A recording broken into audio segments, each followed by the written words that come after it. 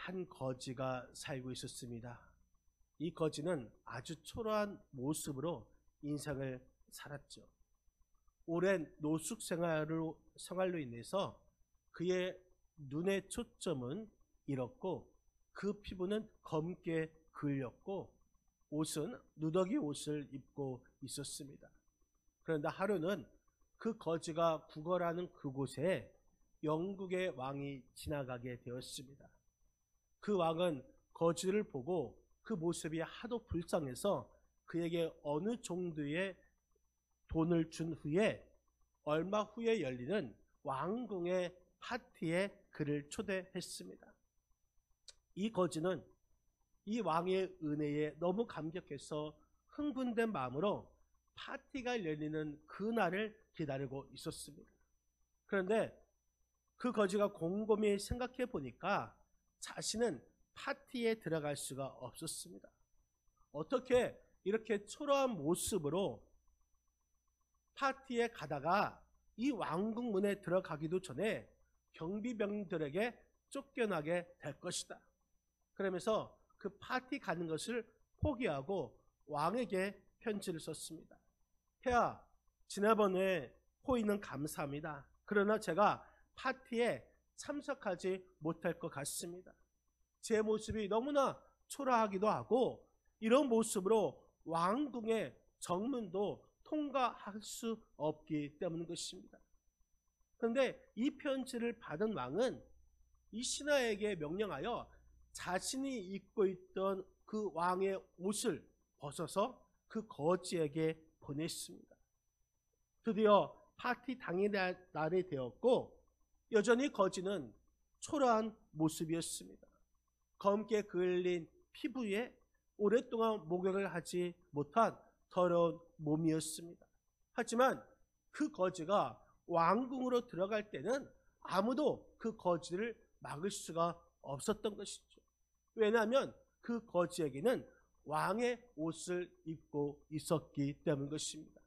여러분, 이것이 바로 은혜가 되는 것입니다. 이것이 바로 특별한 은혜인 것입니다. 오늘 본문의 말씀에 보면은 포도원 주인은 품꾼을 얻고자 이 새벽에 나갔습니다. 하루에 한 데나리온, 이 한 데나리온은 하루 품삯을 말합니다. 이 품삯을 주기로 약속하고 이 품꾼들을 포도원에 들어 보냈습니다. 아침 일찍 포도원에 들어갔죠. 그런데 제3시 우리나라 시간으로 9시에 나가보니까 아직도 장터에 사람들이 있는 것이었습니다. 이미 일은 시작했지만 포도원 주인은 그들도 이 포도원에 일하도록 했습니다.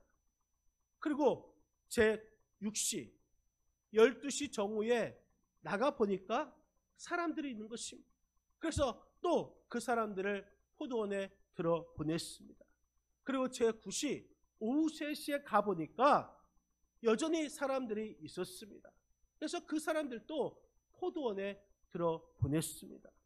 그리고 제11시 오후 5시죠.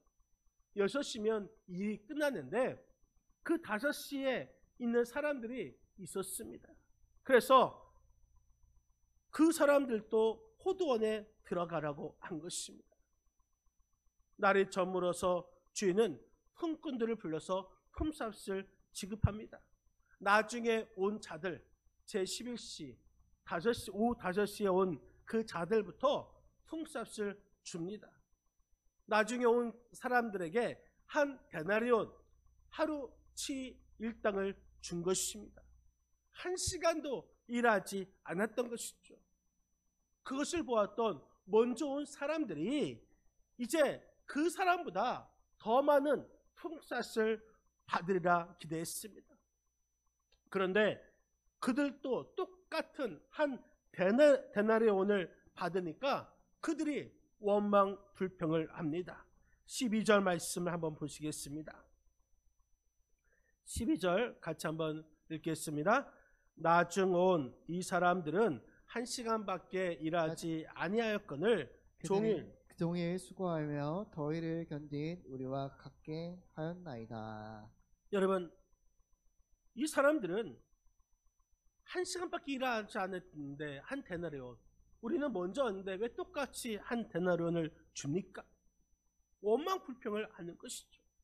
여러분, 그러나 이 모습은, 이 사건은 하나님의 은혜를 보여주기 위한 사건인 것입니다. 우리 하나님은 하나님을 위해서 일한 우리에게 은혜를 베풀어 주고 싶어 하십니다.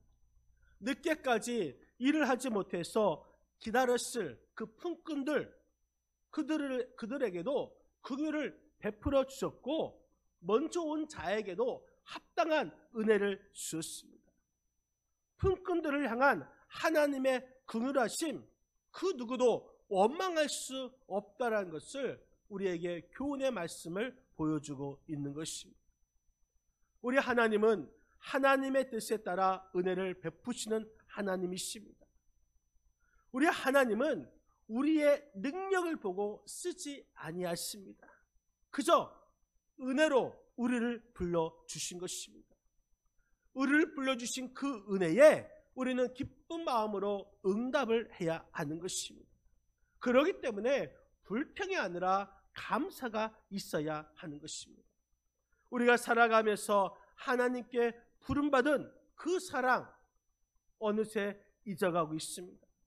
2024년 내가 하나님의 뜻대로 살겠다, 하나님께서 원하시는 삶을 살겠다 다짐했건만 그것을 잊어가고 있습니다. 형식적인 신앙생활만 남아있지 않고 있는지 우리의 삶을 한번 되돌아보아야 할 것입니다. 여러분, 우리의 신앙은 의무감으로 감당할 때 그것은 고역이 되는 것입니다. 하지만 하나님과 함께함에서 오는 기쁨으로 우리는 이 사역을 감당할 때 기쁨이 충만해질 수가 있습니다. 바라기는 이 시간에 하나님의 사랑을 회복하시기를 바랍니다. 오늘 본문에 등장하는 품꾼, 그 품꾼의 모습은 바로 오늘날 우리의 모습인 것입니다. 주인은 우리 하나님을 상징하고 있죠. 나중은 이 품꾼은 하나님의 특별한 은혜를 입었습니다. 나중된 자에게 내리신 하나님의 은혜는 여러분 과연 어떠한 은혜를 받았습니까? 먼저 나중 온 자는 하나님께서 불려주신 그 은혜를 받았습니다. 오늘 본문 6절 말씀, 6절을 같이 한번 읽겠습니다. 제 11시에도 나가보니 서 있는 사람들이 또 있는지라. 이르되 너희는 어찌하여 종일토록 놀고 여기 서 있느냐.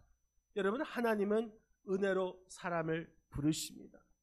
그렇지만 우리는 내가 먼저 되었다라는 경력, 내가 먼저 자리를 잡았다라는 텃세, 내가 먼저 경험했다라는 그러한 것을 앞세우고 내 직분을 앞세우면서 나의 우월감을 가지고 나중된 자가 먼저 되는 그 사실에 불평을 하고 있는 것입니다.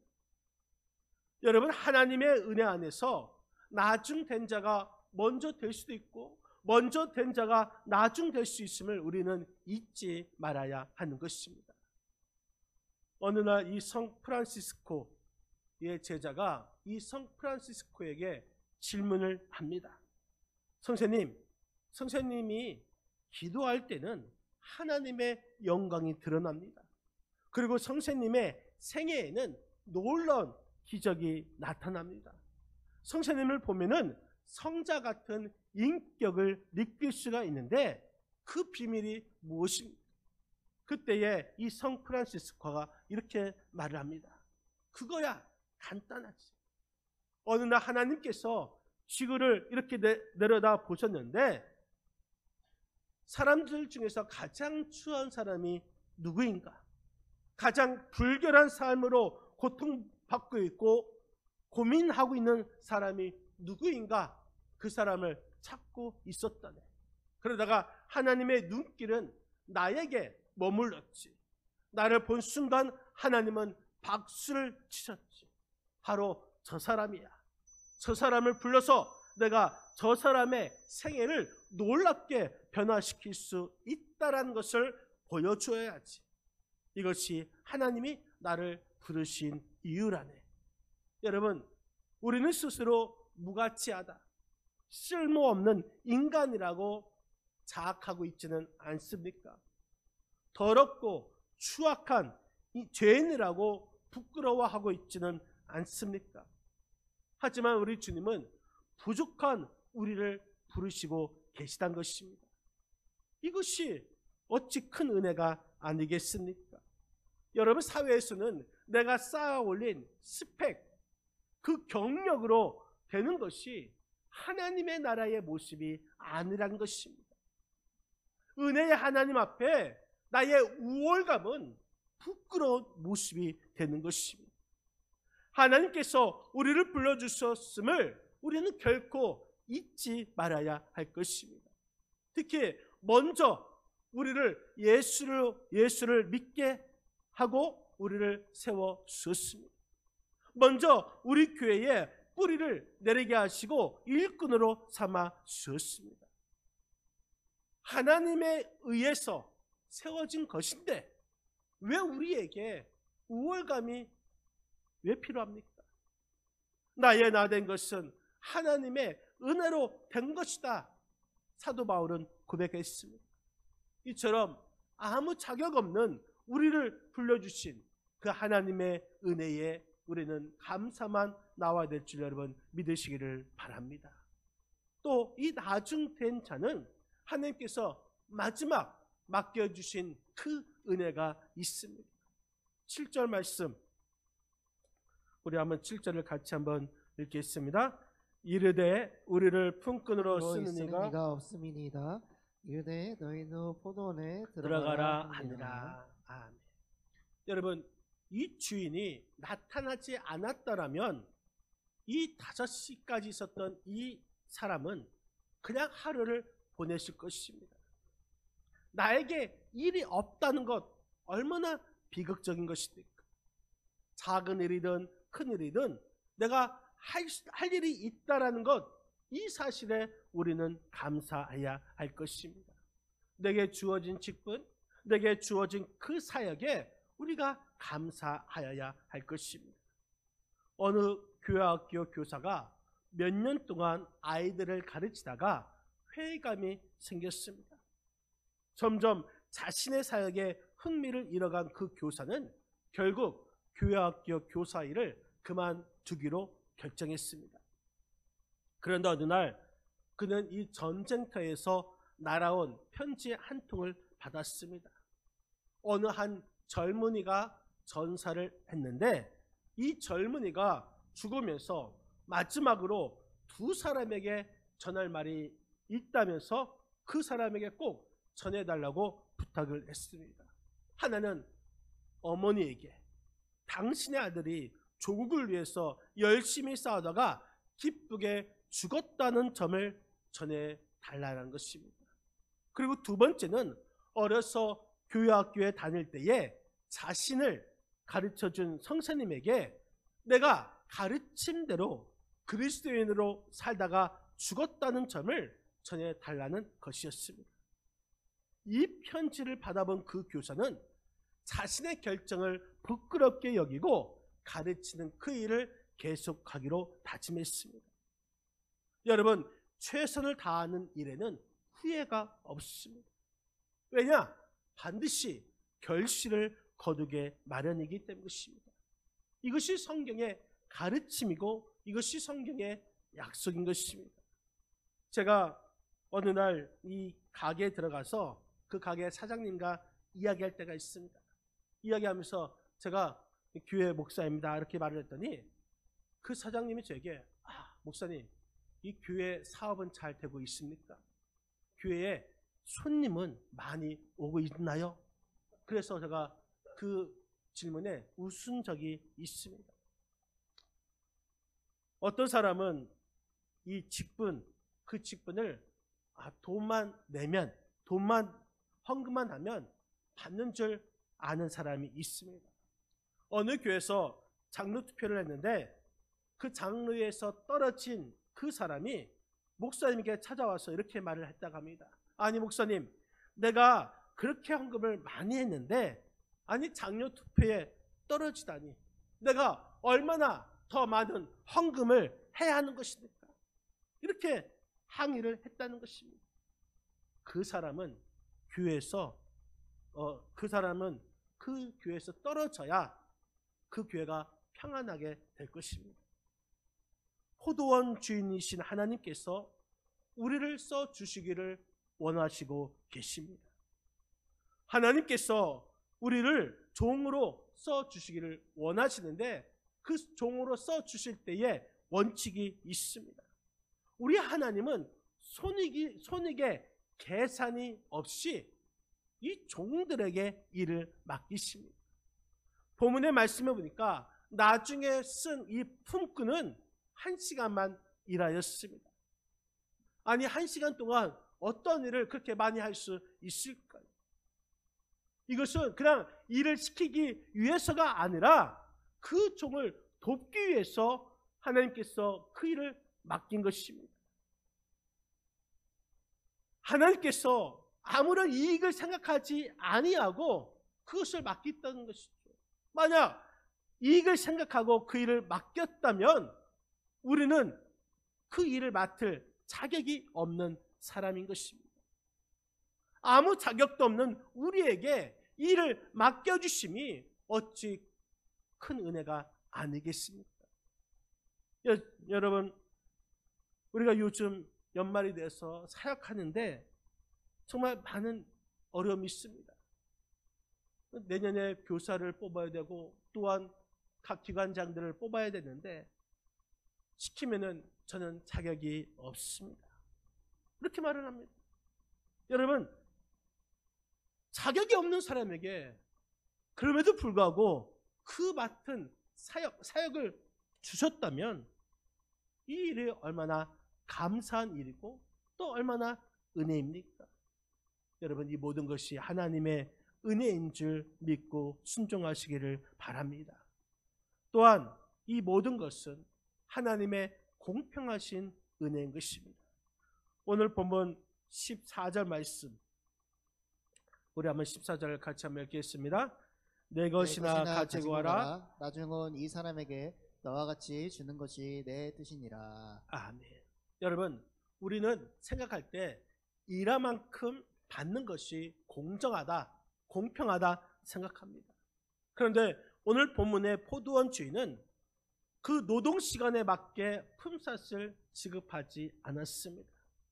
그는 절박한 처지에 있는 형편에 맞게 대우를 하였습니다. 이것이 바로 하나님 나라의 계산법인 것입니다. 어쩌면 공정하지 않을 수가 있죠. 하지만 이것이 바로 은혜가 되는 것입니다.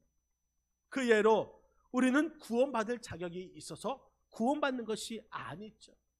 우리를 용서하시는 하나님의 사랑 덕분인 것입니다.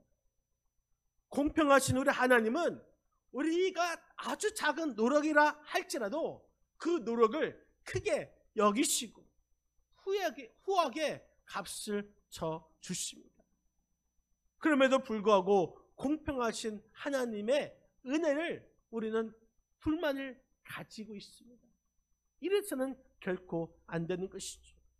여러분, 우리가 좀 전에 불렀던 나라는 이 찬양, 공평하신 하나님, 이 찬양을 쓴 작가가 바로 송명희라는 시인입니다. 이 송명희는 뇌성 마비 장애인인 것이죠. 그가 몇 미터 떨어진 그 용병기에 앉기 위해서는 온몸을 부르르 떨리고 땀 범벅이 되고 그 용변을 볼 때는 극도의 인내를 참으면서 엄청난 사투를 벌여야 한다고 합니다. 그리고 하나님 감사합니다, 이 한마디 하기 위해서는 온몸 전체의 힘을 이 목에 싣고 숨을 크게 들어 마신 후에야 간신히 띄엄띄엄 말을 할 수 있다고 합니다. 그런 그녀가 그 시에서 공평하신 하나님이라고 찬양을 하고 있습니다. 나 가진 재물 없으나, 나 남이 가진 지식 없으나, 나 남에게 있는 건강 있지 않으나, 나 남이 없는 것 있으니, 나 남이 못 본 것을 보았고, 나 남이 듣지 못한 음성 들었고, 나 남이 받지 못한 사랑 받았고, 나 남이 모르는 것 깨달았네. 공평하신 하나님이 나 남이 가진 거 나 없지만 공평하신 하나님이 나 남이 없는 거 갖게 하셨네. 여러분, 뇌성마비 이 여인이 공평하다고 말하고 있습니다. 건강도 재물도 또 지식도 없는 그녀가 하나님께 향하여 공평하신 하나님이라고 고백하고 있습니다. 그런데 우리는 왜 불평이 그렇게 많이 있습니까? 우리 하나님은 누구에게나 똑같이 기회를 주십니다.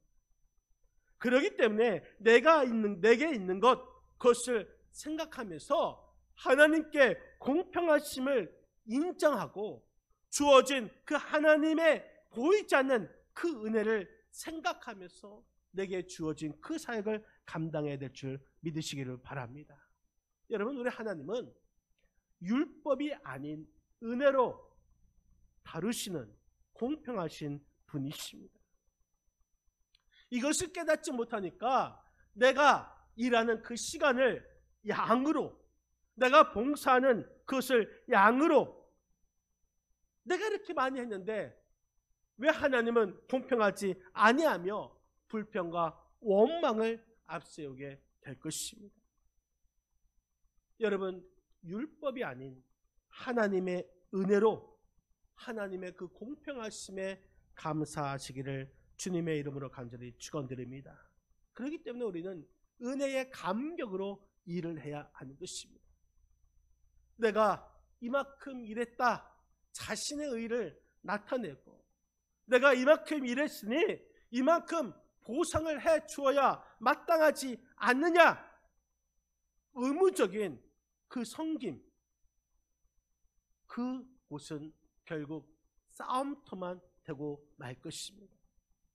먼저 된 자는 약속대로 그 품삯을 받고, 또 은혜로 일하게 된 사람은 주는 대로 받는 것이, 이것이 바로 하나님의 계산법이 되는 것입니다.